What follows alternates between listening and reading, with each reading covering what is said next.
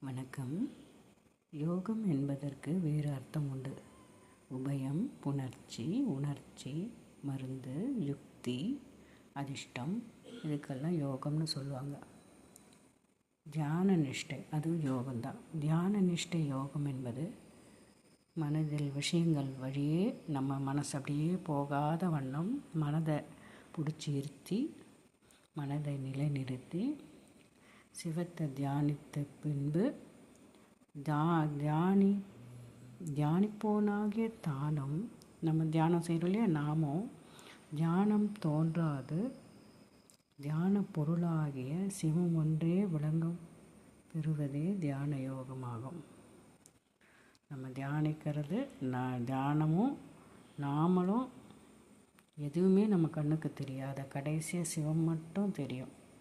அதுதான் தியானம்னு சொல்கிறாங்க. தியான யோகம்.